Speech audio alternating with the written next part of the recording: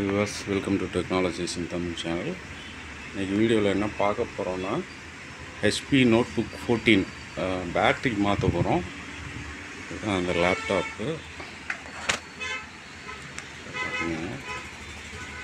So battery மாத்திரம் ஒன்றும் பெரிய விஷயம் இல்லை, பட் இந்த விஷயமும் தெரியாமல் இருக்கிறாங்க, அவங்களுக்காக இந்த வீடியோ. ஸோ இதில் பார்த்தீங்க அப்படின்னா பேட்டரி மாற்றுற இடத்துல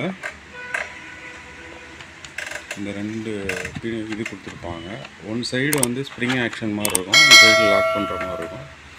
ஒரு ஐக்கான் ஒன்று இருக்கும். இது வந்து லாக்கில் இருந்தால் ஒரு இது லாக் எடுத்த மாதிரி இருக்குன்னா லாக் எடுத்த மாதிரி இருந்தால் தான் பேட்டரியை வெளியே எடுக்க முடியும். இல்லை லாக்கில் இருந்துச்சு, இந்த மாதிரி லாக்கில் இருந்துச்சுன்னா பேட்டரியை ரிமூவ் பண்ண முடியாது. அதோட கஷ்டப்பட்டு இழுத்திங்கன்னா உடஞ்சிரும்.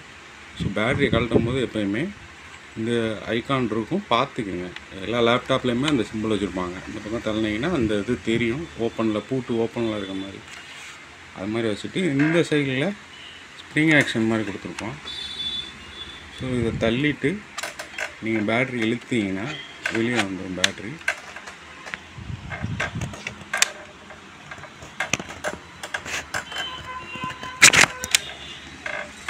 ஸோ இப்போ பேட்டரியை நம்ம கழிச்சிட்டோம், தூக்கி உரமாக்கிட்டோம். ஸோ இதுதான் நம்ம புது பேட்ரி மாற்ற போகிறோம். இதோட ப்ரைஸ் பார்த்தீங்கன்னா 1400 வரும். ஓப்பன் பண்ணிக்கிறேன்.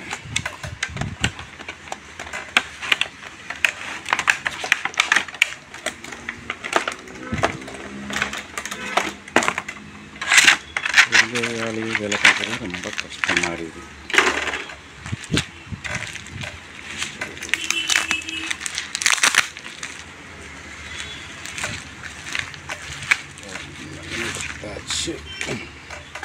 ஓகே, இப்போ பேட்ரி வாங்கி எடுத்தாச்சு.